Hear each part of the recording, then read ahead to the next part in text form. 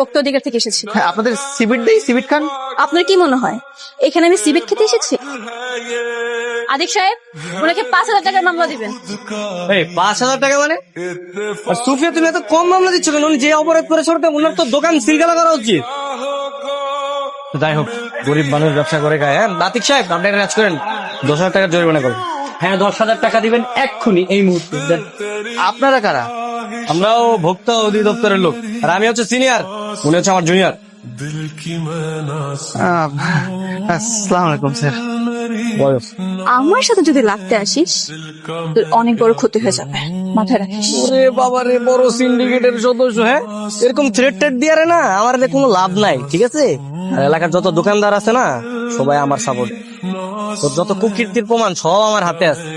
সব দোকানদারকে নিয়ে থানায় যা সুন্দর করে একটা মামলা দিয়ে দিব। আর শুধু মামলা না, হ্যাঁ, তোর বাসার ঠিকানা, তোর মা, হ্যাঁ, সবকিছু আমার চেনা জানা। জেল কিন্তু তুই একলা খাটবি না, সবারে নিয়ে খাটাবো।